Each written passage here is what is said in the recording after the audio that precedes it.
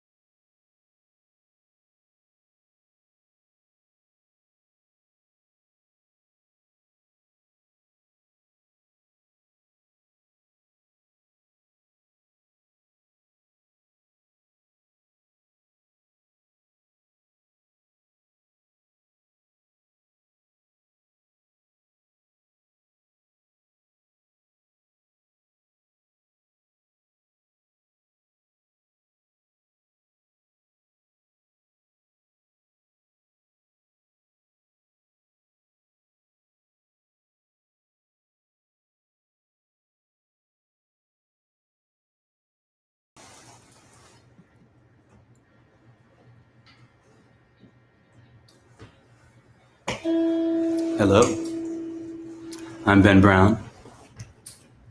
I'm coming to you from Austin, Texas on May 28th, the night of Sayonara Sorrow. I don't know if you can hear it. There's a terrible storm brewing here in Austin at the moment. Power went out a minute ago, so we're going to hope that everything works out. If I lose you, I'll try again. Let's start things off right, though. Let's set the tone. I'm going to start with a song that everyone knows, but it means something different to everyone. You got to set the tone.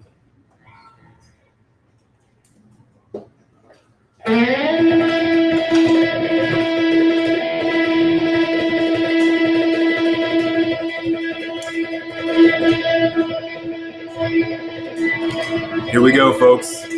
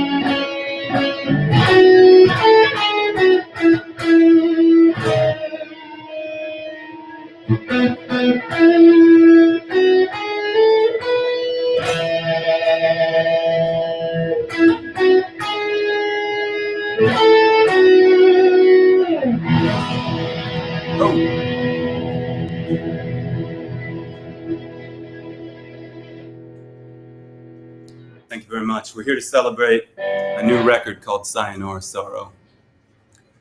I've always loved the national anthem. I spent a lot of time indoors thinking about existential questions, thinking about, during this last year, thinking about who am I and what do I believe? Who are we and what do we believe? And I've been pretty quiet, but behind the scenes, I've been working to communicate a lot of these different things through song. You got to start with a little bit of mystery, okay? You start the journey with getting lost. I'm going to sing a song for you that starts the record.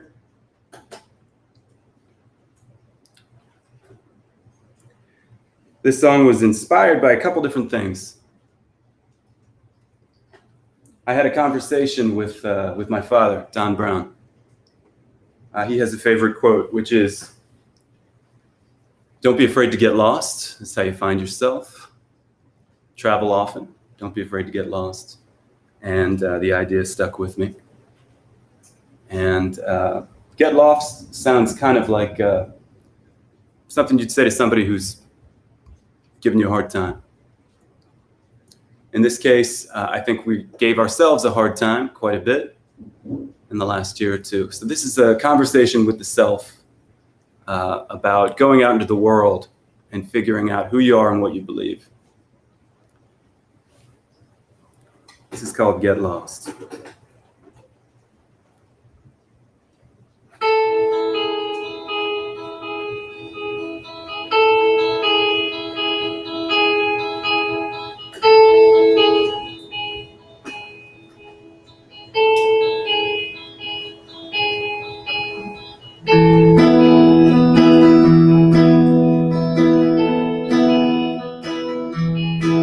On the morning that your morning comes to close,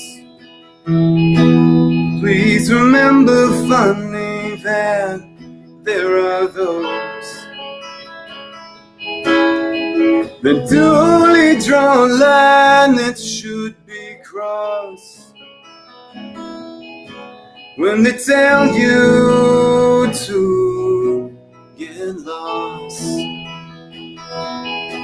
When the groaning of the grown-ups makes you moan, please remember fondly that you're not alone. Some should be ignored at any cost. Just inform them to get lost.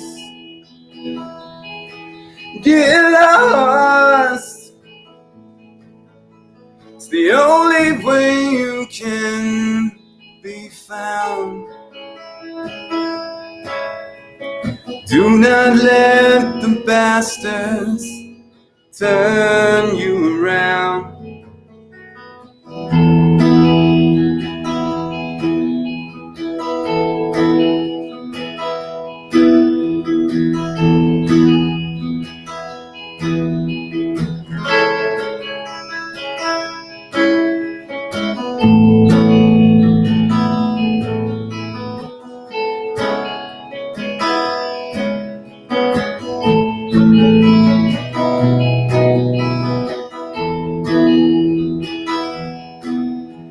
It's the only way you can be found. Do not let the bastards turn you around when the words of dissent are on the descent. Please remember fondly those who came and went, marching in the snow and in the frost, telling those in power to get lost.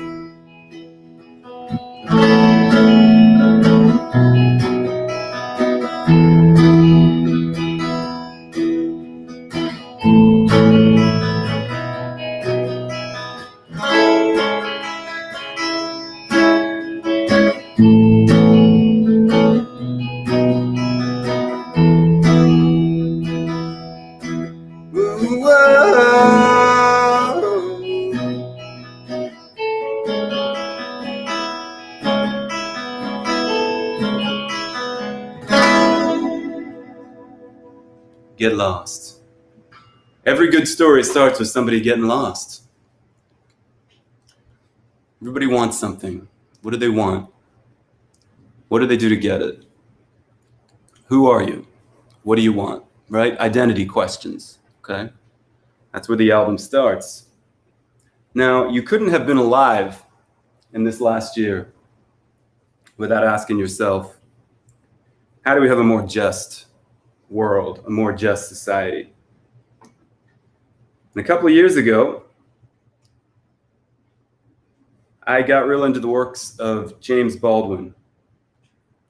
I became inspired by James Baldwin, a number of other African-American writers, but his work specifically spoke to me. And I read an essay of James Baldwin's on an airplane a couple years ago before everything shut down. And I heard this next song when I read this quote by James Baldwin, which was, "What will happen to all that beauty?" In that story, in that essay rather, James Baldwin was both African-American and homosexual, and an activist and a novelist. Very poetic, very beautiful language. And in this essay, he equates blackness with beauty. And he was worried at the time, it was written in 1968, by the way. He was concerned about the civil rights era, everything that was going on in the country.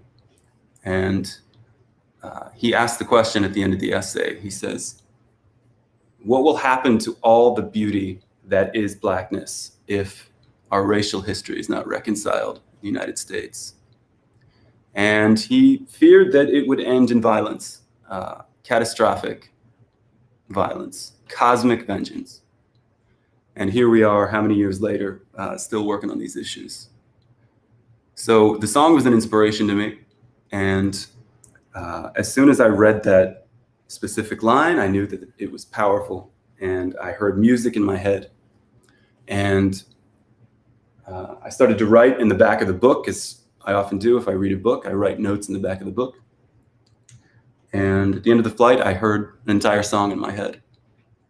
And that was the inspiration for this song, What Will Happen to All That Beauty?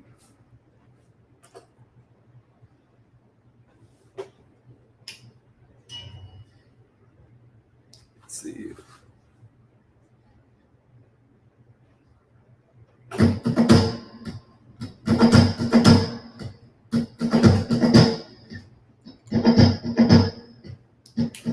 All right now.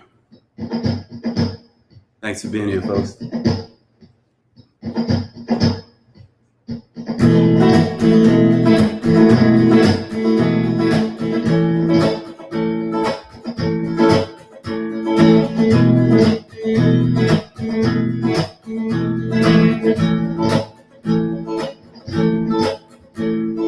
What will happen to all that beauty? What will happen to all that love? What will happen to the kingdom. What will happen to the dove?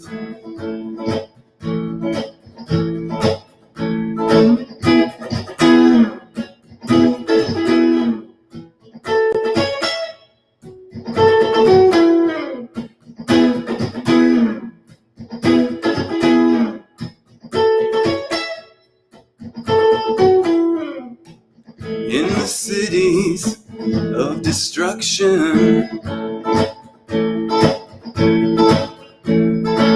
on the avenues of swine, underneath their clubs and boot heels, you were waiting for a sign.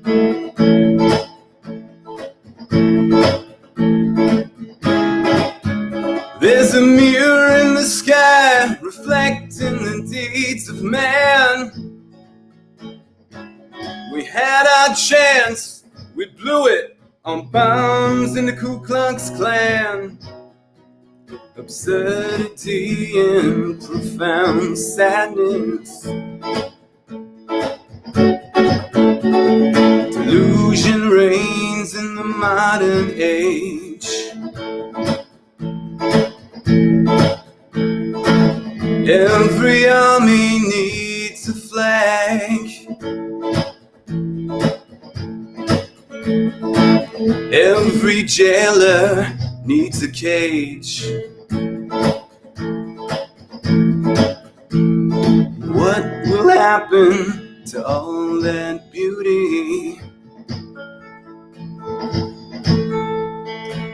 What will happen to all that beauty? What will happen to all that beauty? What will happen to all that beauty?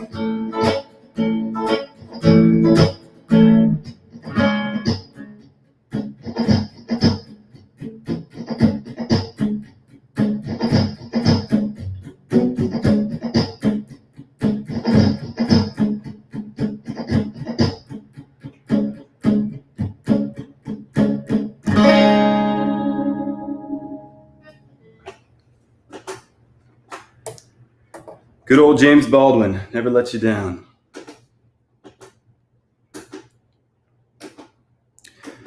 So, one of the songs that seems to resonate with folks quite a bit, ironically, it was written before the pandemic. And a lot of you folks know No Show Ponies, you know the Savage Poor. This was a song from some years ago that I just couldn't figure out a way to do it with one of the bands. And it felt very appropriate for being stuck in the house without being able to see loved ones.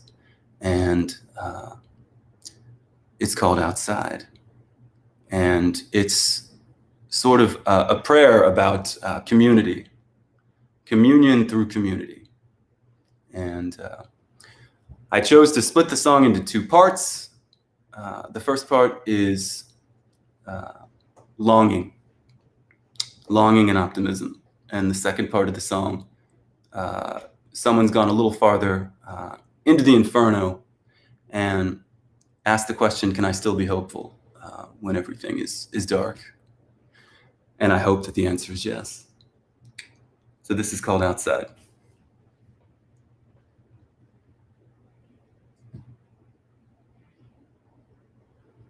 Let's see. By the way, I hope that the mixture of the guitar and voice is working for you out there in virtual land. You can always let me know if you need to hear a little more or something. Or in this case, a little less.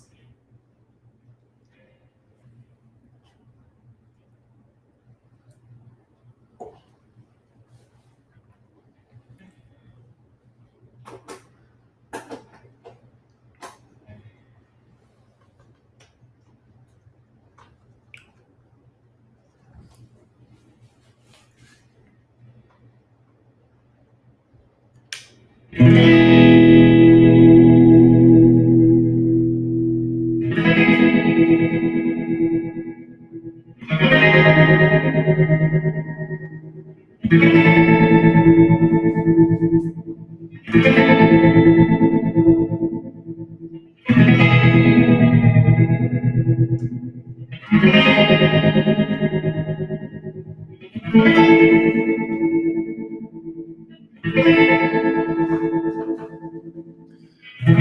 wanna go outside and see the world through the eyes of a child. I wanna hold your hand in mine and tell you I love you again. Outside, and though the world can sometimes be cruel, I wanna summon the gumption of a fool.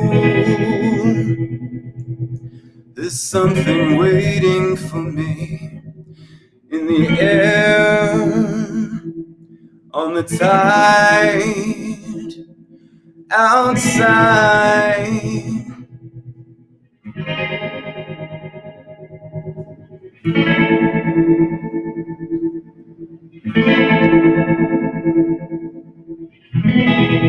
I used to have a dream. The world was what we made it to be. People weren't measured by money or fame. Love was the name of the game. Oh, what a dream. And though the world can make one submit through violence, corruption, the pendulum in pits, could my dream still reside in the air, on the tide, outside?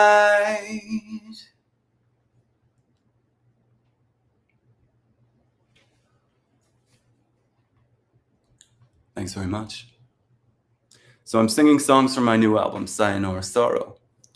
And by the way, this is the first time I've ever done this, singing into my computer, into your home. It's a little bit trippy, I'm not gonna lie with you. I appreciate you being here.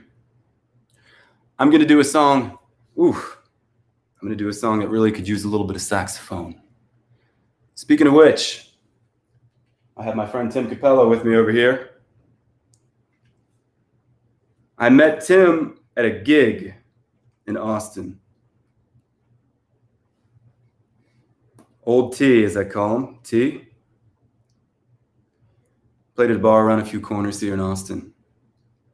My friend did his first solo album, first solo tour at the age of 64 years old. I bought tickets the minute I heard about it. So I discovered Tim Capello when I was very young. And I discovered him originally through Tina Turner, and strangely enough, Mad Max Beyond Thunderdome. And I remember being a kid and hearing the song, We Don't Need Another Hero. It's always been a favorite song of mine, specifically Tim's sax solo where he plays the melody. It's beautiful and it's powerful, and it's one of my first big musical memories. And strangely enough, I've always loved the song, and I've never talked to him about this, but when I started to write the songs for Sayonara Sorrow, there was a dystopian future as a theme, or present, depending on your perspective. And people who know me know that I talked a lot about We Don't Need Another Hero, about Thunderdome, about Bartertown, everything like that. And I didn't know it when I met Tim Capello at his gig. That's a whole story in and of itself, meeting him in person. I had no idea that I would reach out to him, that he would agree to work on the record. but We Don't Need Another Hero seems like an appropriate song. And by the way, after the live stream, probably in the next day or two, I'm going to post a Spotify playlist, including all the songs that inspired my songs. So if you want to go deeper into some of the stuff that I'm going to talk about tonight, it'll be there for you. It's called Genius Steals, which is from an Oscar Wilde quote, talent borrows, genius steals. And that brings up another important point, which is nobody does anything creative, certainly in this day and age, without emulating things in the world that you love. Sometimes it's things that you abhor. We all emulate, we all steal. I've never met a musician who didn't admit that to me privately. And with this song, there was no discussion about using saxophone. It started as, I heard it in my head, sort of like Crosby, Stills, Nash and Young, something that was one or two chords repeating, taking people on a journey. I call it a two-chord opera, this song. And it started as a kind of psychedelic folk song, if you will. And in the studio, as things often do, my dear friend Mick Flowers had some ideas about how to take it to outer space. And wasn't long before we had the idea, what about saxophone? We pitched the idea to Tim Capello, and he agreed to do it. And it is arguably my proudest moment on the record because I don't think it's the best from a writing perspective. It's two chords, and the meaning of the song, which I'm going to talk about in a minute, is a little bit esoteric. But the song turned out completely different sonically from what I envisioned it, and that's very exciting to me that we used the studio to create it. So as far as thematically, the themes of the song, if anybody cares to go that deep. By the way, cheers. Thanks for being here.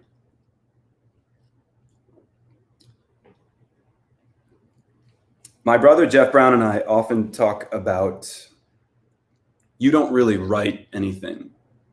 No one really writes anything. No one can take complete ownership and credit for a creative work.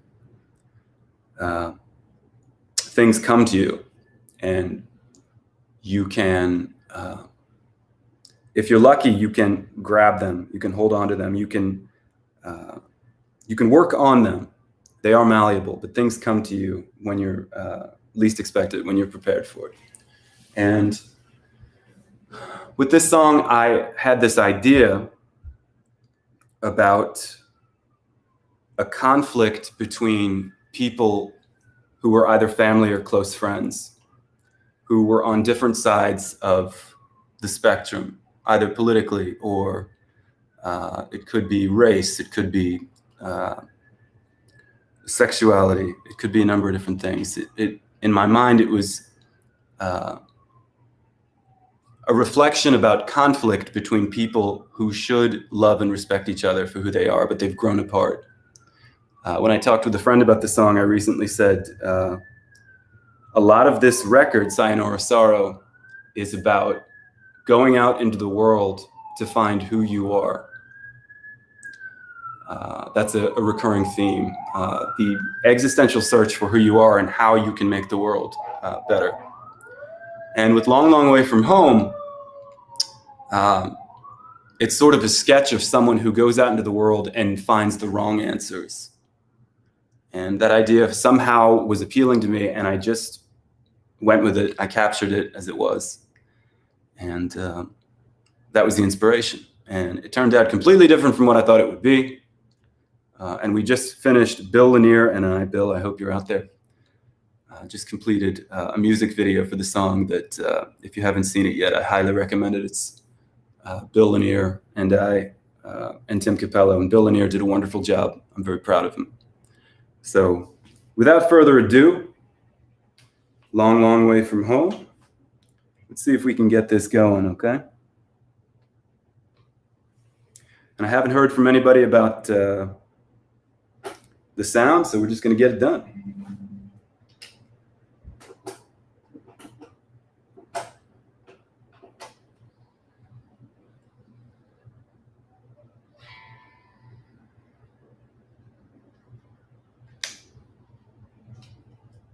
Okay, long, long way from home.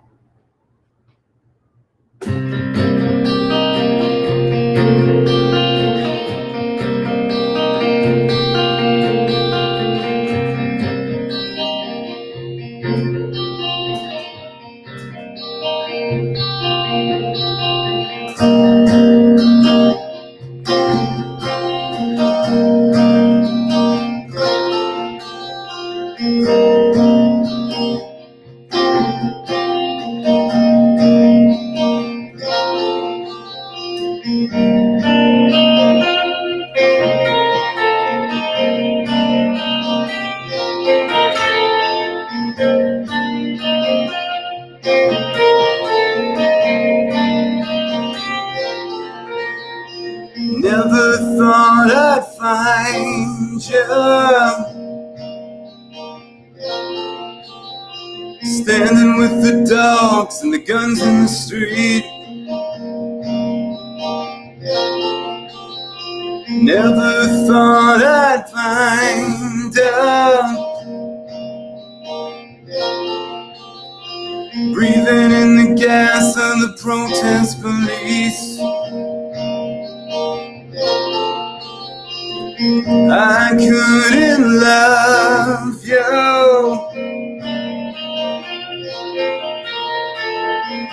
in the way that you wanted to be, but now we just talk of you and how you shamed our name. You've been a long, long way from home. The things you found have turned you around. Long, long way from home. We would never be men again.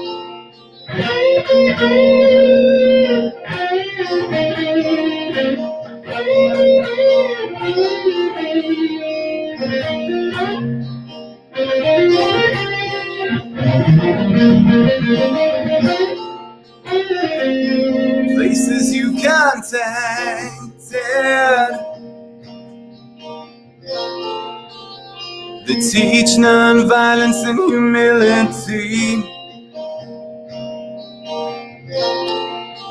but the lessons you've extracted that feed greed and self-sufficiency. You've won earthly power over men and their dominion, but now we just beseech you and curse the day you were born. You've been a long, long way from home. The things you found have turned you around. Long, long way from home. We would never be men again.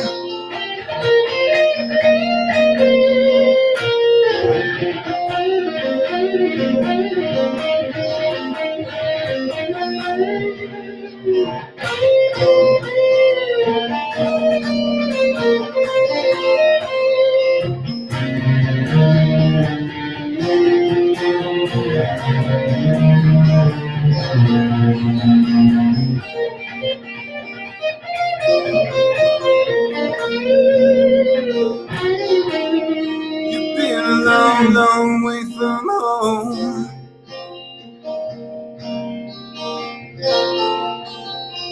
Long, long way from home. You've been been a long, long way from home.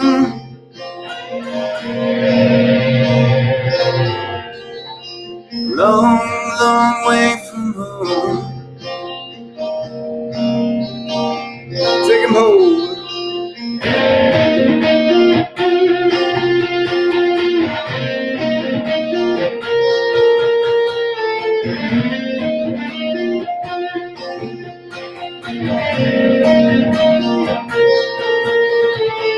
Long, long way from home.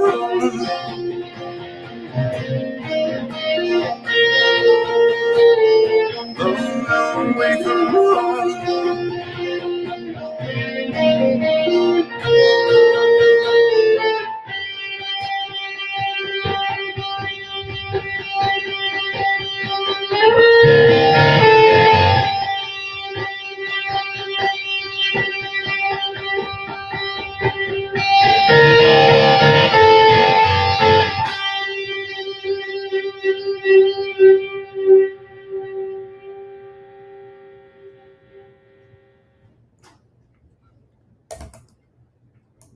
Good old Tim Capella. You came through big on that one.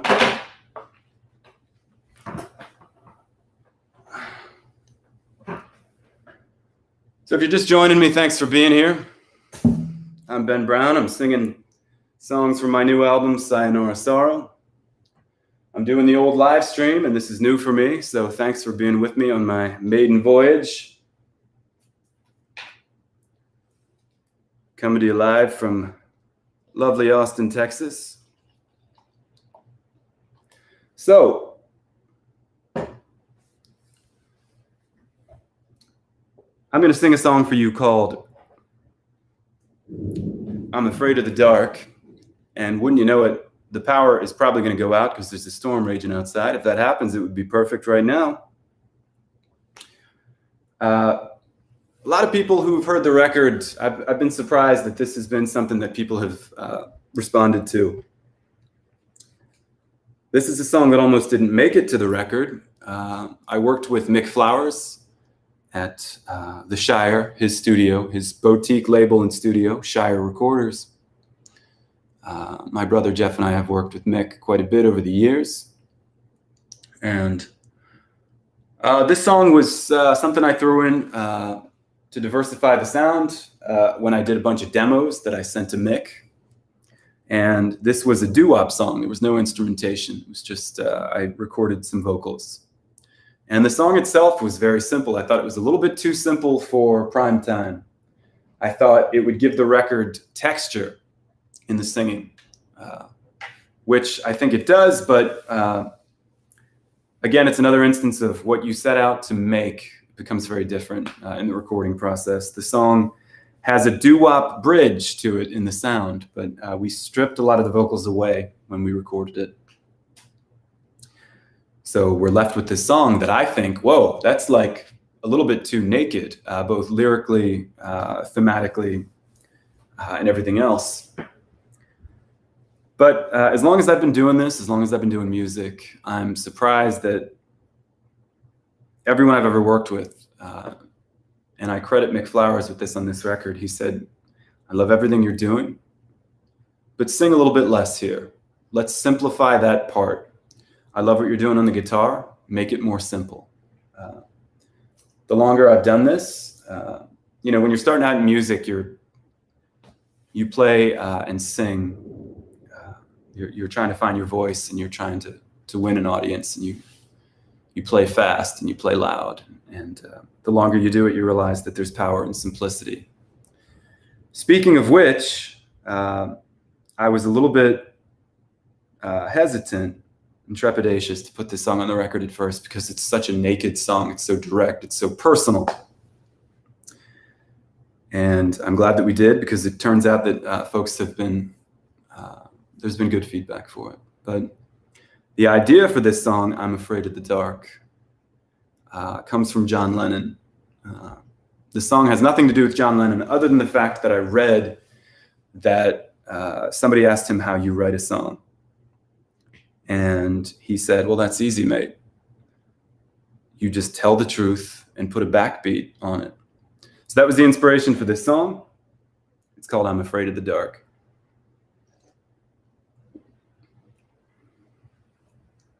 And if it helps you think about the song in context,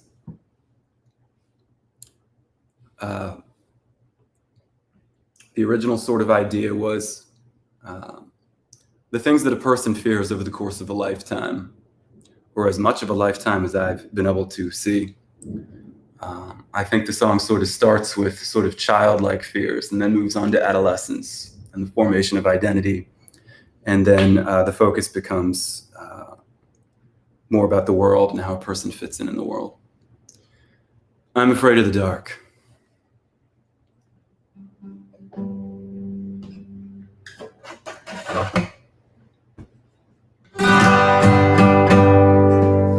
All right. I'm afraid of the dark, but only when I'm all alone. I'm afraid of the ocean and what's lurking below. I'm afraid of the seasons that change while I stay the same. But then I hear your name. I'm afraid of my ignorance. You know I don't like to be wrong. I'm afraid of the church. Has someone been watching me all along? I'm afraid I won't be remembered when I'm dead and gone. But then I sing this song, and I sing, whoa, ooh.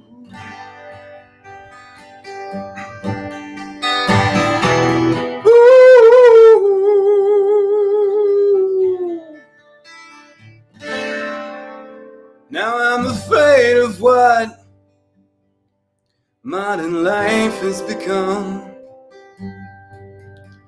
We kill for profit and ravage the kingdom. It seems no one can tell fact from opinion. Time will tell if we're afraid to do what must be done. Oh, oh, whoa, whoa. Oh, oh,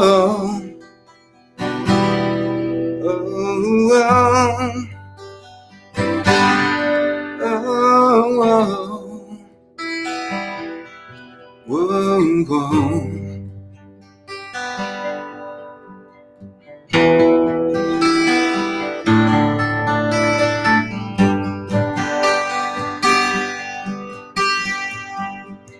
I'm afraid of the dark.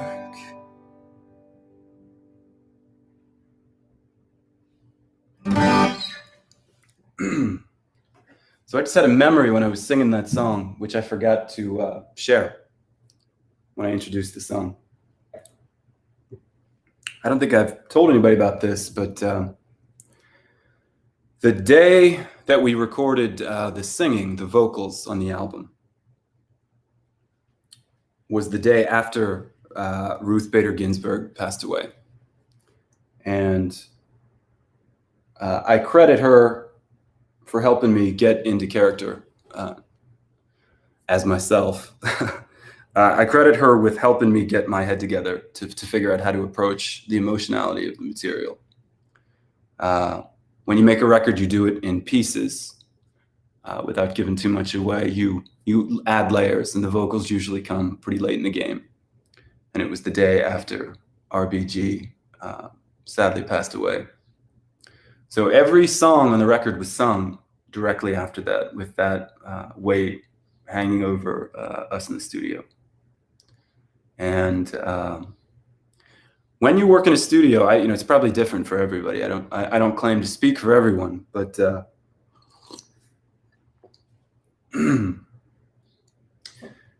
When you make music, you're turning sound into emotion. If you're doing it right, you're turning often something very personal into something universal. You're talking about your life experience in a way that other people can relate to. That's one idea about how what you're doing, and that was the one song that I remember singing that day. Where if you listen to the very end, the very last phrase, where I say "I'm afraid of the dark" on the album, where I was actually crying or tearing up. The emotionality of that moment. That was the moment where I kind of keep it together, Brown. Keep it together, Brown. Hit record. So for whatever reason, that song's special to me, and it seems to be special to other folks. And I appreciate those of you who've shared that with me. So, Afraid of the Dark goes into a song called When Fear Disappears. That was probably Mick Flowers who made that connection. I let Mick sequence the songs on the album. I originally heard the songs in a totally different order, and Mick said, "Why don't we try this idea?" And he sent me the record in the order that it appears in now. And at first, when I heard it, I said, "I don't know." Specifically, there's a lot of songs about fear in the middle of the album. Right back into another, and I think it works as a 1-2 punch. Afraid of the Dark is about all the things that scare a person over the course of a lifetime. And When Fear Disappears, I guess you could say, is how do you combat that? Without falling into resignation, without giving up on dreams, without trying to help other people, without trying to make the world better. When Fear Disappears is arguably a thematic tentpole to the record, because the record is about not only self-exploration, but about identity. And When Fear Disappears, the thesis of that song, if there is one, for me, is the only way to beat fear is to be confident about who you are by going out into the world and trying new things, and being kind to yourself when you screw things up, but not conforming to a specific prescription or designation that other people would tell you is the good life. You're the only person who can answer what is the good life. And When Fear Disappears, for me, it's in order to defeat fear, you gotta take it on head on, baby. Okay, let's see here.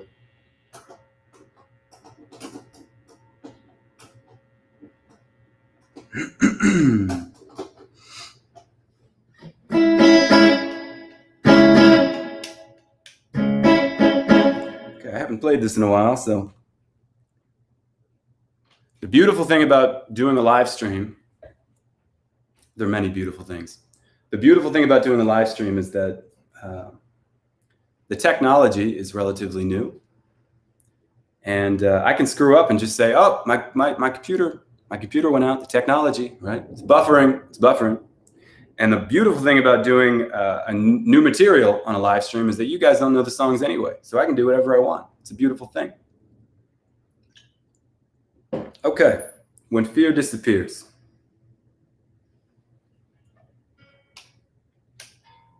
Let's see here.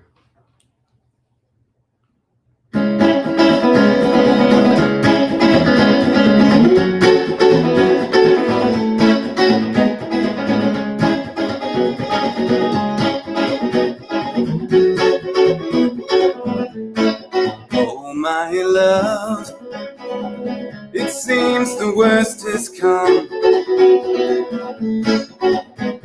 Your doubt is your master, your preacher has your password, and you're drowning. There are those who push the path they chose. Just follow your nose. or another decade comes and goes. Bobby, I'm afraid we'll have to let you go. We loved you all these years. You'll have to find your own way. That's when fear disappears. Oh my dear, it seems you're in a fix. You don't recognize the shoulders or the thighs in the mirror.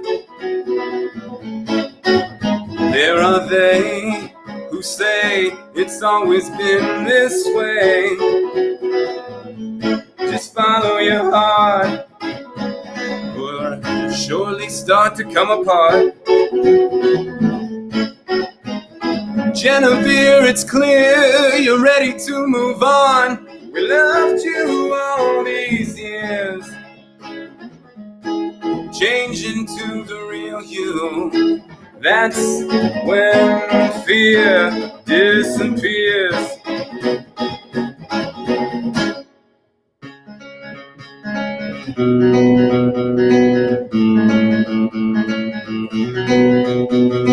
What makes you afraid? Is it your boss, your loss, your culture? What makes you afraid? Is it your man, your plans, your granny? What makes you afraid? Is it the police, your niece, your life in pieces? Javante, we regret you're just not ready yet. We loved you all these years. Tell them blow it out their ears. That's when fear disappears.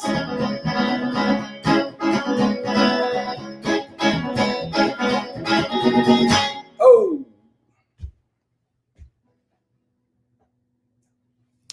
So I'm looking at the clock here, and we got a couple of minutes before the hour. I'm going to give you forewarning. I'm not sure if it will shut off at 8 o'clock or if it'll let me keep going. I'm going to try to muscle through it. But in the event that I lose you, know that I love you. And it's been an honor singing these songs, telling you the stories of Sayonara Sorrow tonight. By the way, if you haven't heard the record yet, I would encourage you to listen to it. And you can find it pretty much anywhere that you can find music these days. It'll be on Spotify. It'll be on Apple Music. It'll be on YouTube if that's what you do. It'll be on Amazon. It'll come to you if you have a device, and if you're watching this, clearly you do. And if you go to any of my social media, I'll have links for you there too. So it's really been a journey getting the record from start to finish. Some people I know talk about how making anything in this world is war. Getting anything made is a war where you have to go to war and you have to fight. That wasn't the experience on this record. The beautiful thing about a pandemic is that you have time. And if you have people in your life who are creative and supportive, and you're willing to fall on your face and do something you haven't done before, that's exhilarating. And it was an exhilarating thing for me. So I'm happy to share it with you. With that said, I want to sing a song for you called The Love That Made the World. This is another song where Mr. Tim Capello plays on the record. And obviously I don't have him with me tonight, but if you listen to the record, the saxophone solo in this song is one of my favorite moments on the record. The only direction that I gave to him on what to do on this song was I said, there's mention of the Big Bang in the lyrics. Before I tell you what I told him, let me tell you what the song is about. To me, the love that made the world is the mystery that created life, whatever that is. And it's the thing that we are all searching for as we search for ourselves. if the record is about who am I and what do I believe, the love that made the world is the broader question that we've all asked since the beginning of time. What is the thing that makes people do what they do? I choose to believe that it's love that created the world rather than something else. We talk about how love makes the world go round. Love makes you and I. Love must have made the world. And specifically, the song for me is about people's search for meaning. People are looking for the love that made the world, whatever that is, whether it's a God-shaped hole or something else. And so I didn't tell any of that to Tim Capello. All I said was, make your horn sound like the Big Bang. And I think he achieved that. So when you listen to The Love That Made the World on the record and the solo, picture me hearing him play that and losing my mind because I thought it was perfect. So let's see if I can play the song.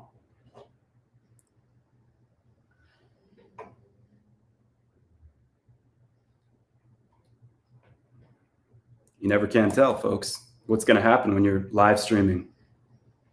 There was a storm earlier. The power went out. The thermostat stopped working a little bit before the performance, and we're in Texas. That's never good. You just got to roll with things, folks. I'll put that in my journal tonight, by the way.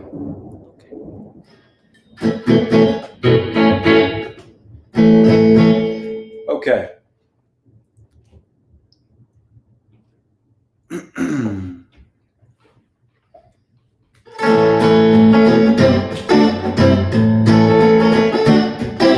Come on.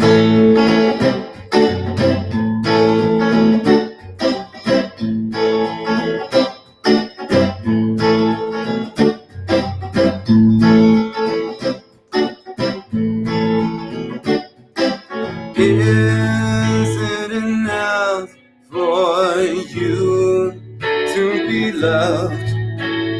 Or is domination your desire? In the first grade you were pushed and shoved, looking for the love that made the world. People take pride in where they were born, regardless of where that Big Bang occurred, forgetting that no one gave them a choice, looking for the love that made the world.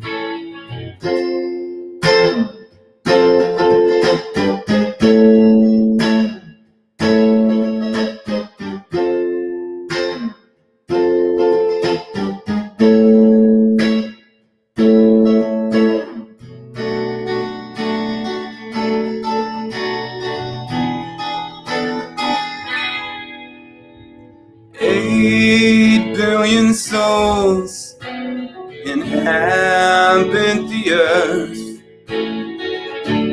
Some think it's time we thinned out the herd.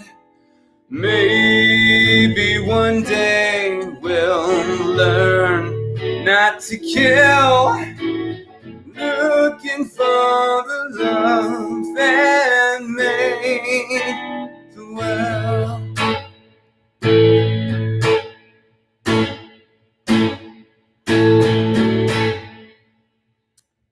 Thank you very much.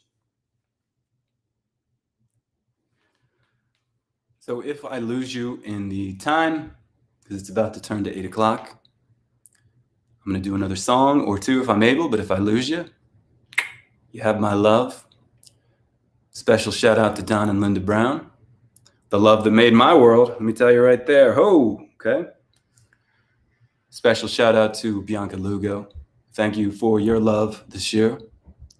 Special shout out to Mick Flowers for his magic and his wisdom.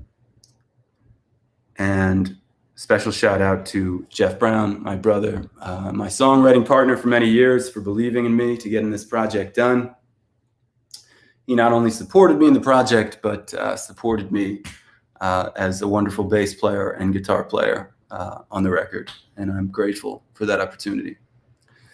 Thank you to Jared Wankman, who is the man with the magic ears. He engineered the record and did such a wonderful job and was so patient with me in the studio.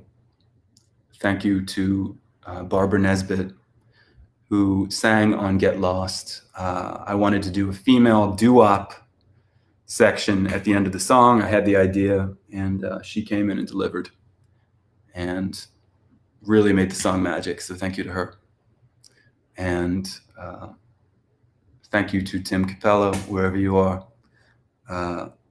You made me believe in my own dreams for being on this record. So let's see here. Looks like it's 8 o'clock and they haven't cut me off yet. So I'm going to sing another song. I'm going to sing 2 more if I can. Because why not, right? This next song is called I Can't Afford My Baby Anymore. Most of the songs on this album are very personal. This song was actually written a little bit before some of the other tracks. And for me, without giving too much away, the song is, it works on 2 levels. It works as using sort of romantic imagery to talk about classicism, to talk about using a relationship to talk about people struggling in the world because of injustice, economic injustice. Or it's using financial language to talk about failed relationships. In this country, we've commodified everything. And I thought it would be interesting and tongue-in-cheek and fun and perhaps powerful on a good day to use financial language to talk about love or romantic language to talk about injustice. And to have fun doing it. This is called I Can't Afford My Baby Anymore.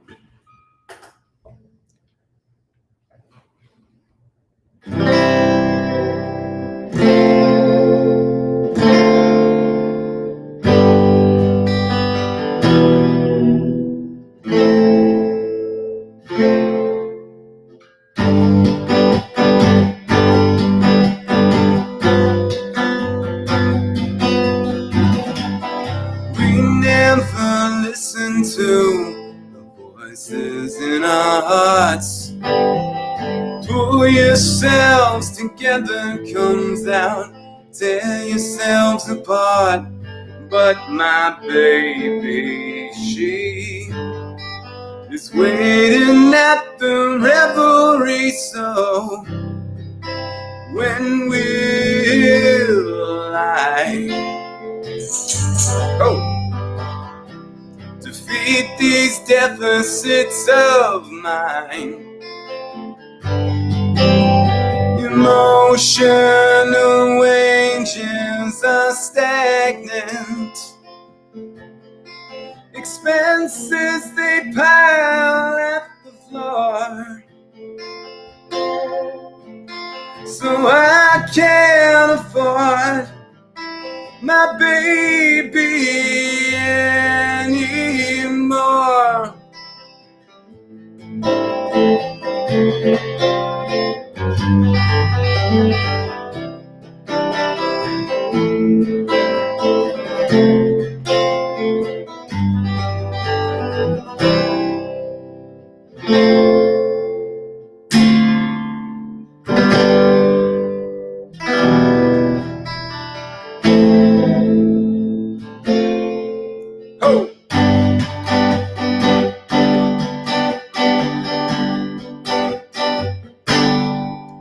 This trickle down luxury has burned out my desire, overcharged the chivalrous, and incentivized the liars.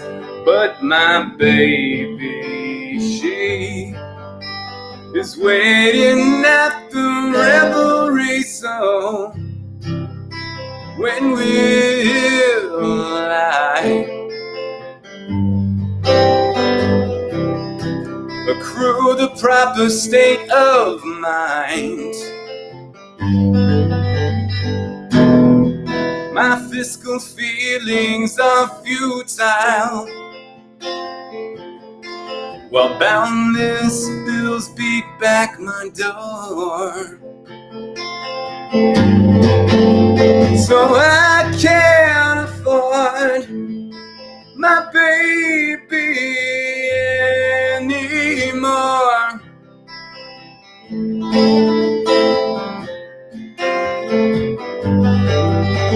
No, I can't afford my baby anymore.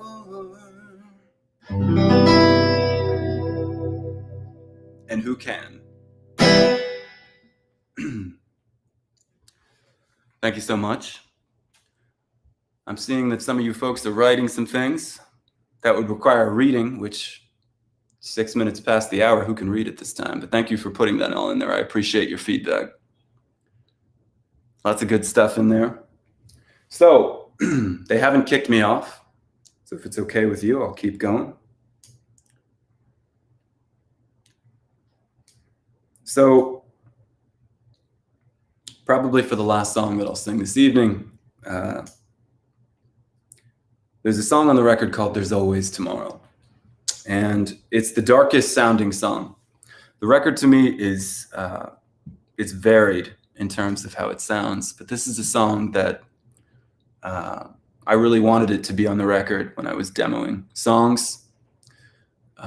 It's very dark in its sound, but it has a hopeful message, I hope.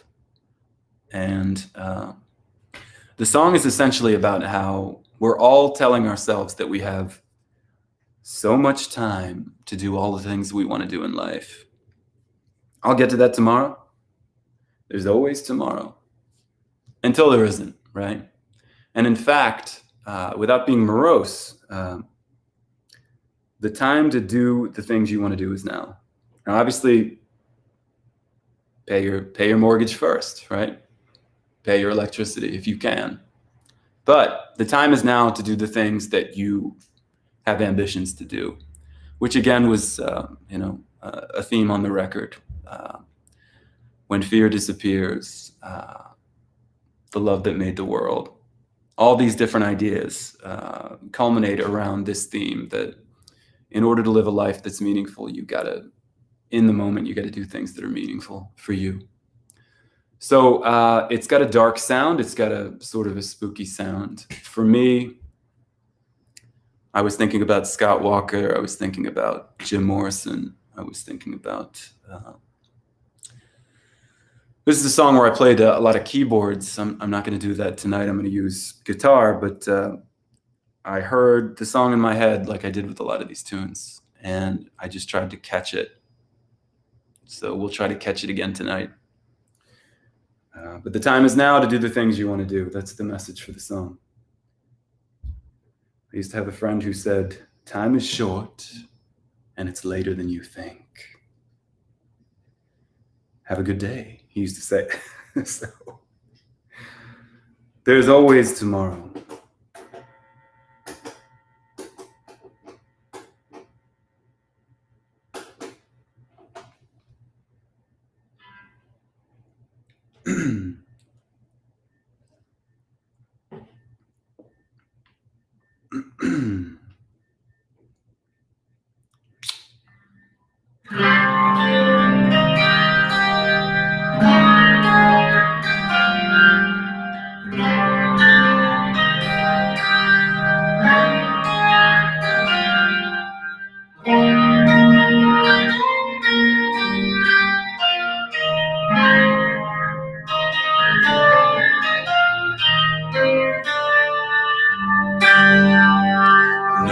Oceans exotic, horizons divine, secrets to bury, memories to mine, clinging to habits that you should let go.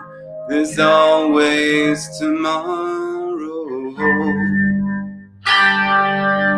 Dreams of another life of your time.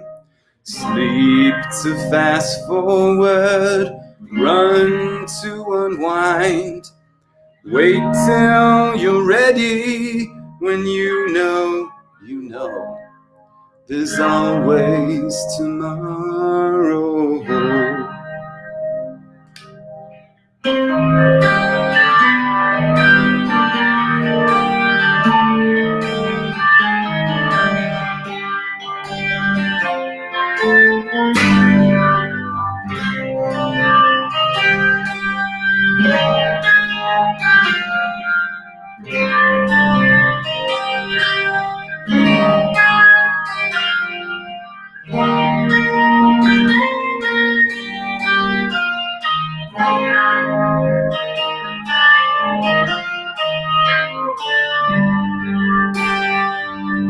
Trust intuition, stick to the plan.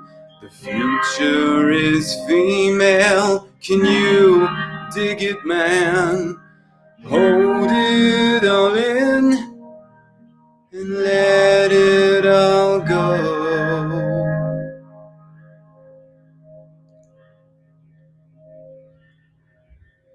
There's always tomorrow.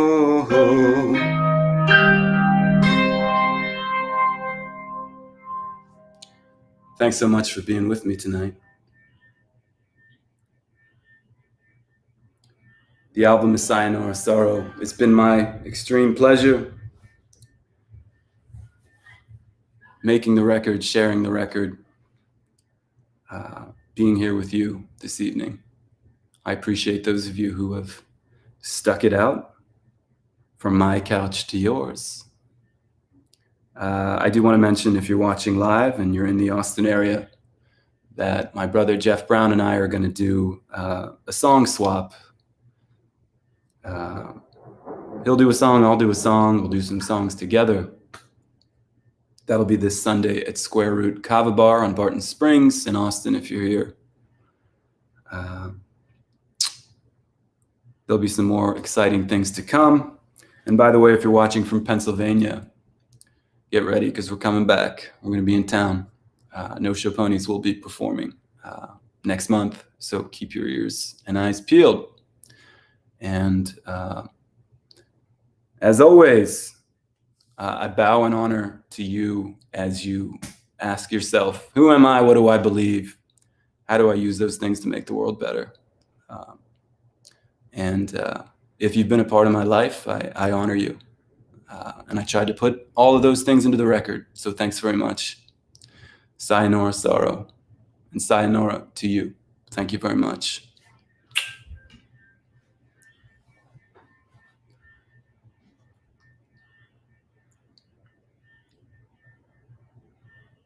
Sayonara to you. Let's see what we got here. Oh, by the way, I'm going to share in the coming days a Spotify playlist that has a lot of the songs that inspired the record. So if you're into that kind of thing, it'll be there. I encourage you to visit Ben Brown Sayonara Sorrow, Facebook, Instagram, it'll be everywhere. Lots of love to you.